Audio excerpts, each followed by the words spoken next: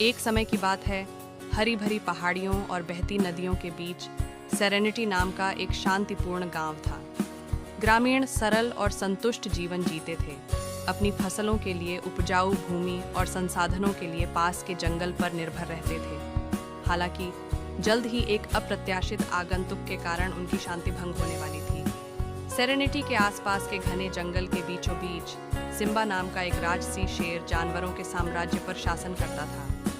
Simba अपनी बुद्धिमत्ता और परोपकार के लिए जाना जाता था और जंगल के जानवर उसकी निगरानी में सद्भाव से रहते थे। एक दिन इस क्षेत्र में सूखा पड़ गया, जिससे सेरेनिटी के पास की नदी सूख गई और ग्रामीणों को पानी की गंभीर कमी का खतरा पैदा हो गया। हताश और भयभीत ग्रामीण समाधान पर चर्चा करने के लिए एकत्र हुए।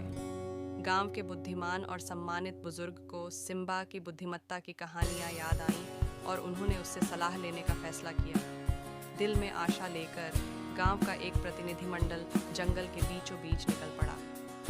सिम्बा की राजसीमात में पहुंचने पर गांव के बुजुर्ग ने विनम्रतापूर्वक उनकी दुर्दशा बताई। सिम्बा ने स्थिति की गंभीरता को समझते हुए मदद करने का फैसला किया।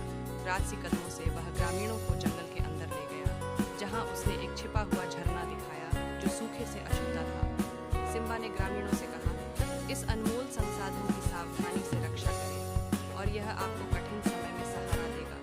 याद रखें, प्रकृति का संतुलन नाजुक है और इसकी रक्षा करना हमारा कर्तव्य है। आभारी और राहत महसूस करते हुए ग्रामीण जंगल और उसके शानदार संरक्षक के प्रति नए सम्मान के साथ सेरेनिटी लौट आए।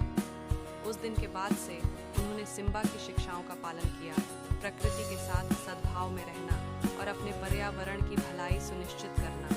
जैसे जैसे मौसम बीतता गया, गांव फलता फूलता गया और जंगल के साथ उनके सामंजस्यपूर्ण सह अस्तित्व की चर्चा दूर दूर तक फैल गई। ग्रामीणों और शेर सिम्बा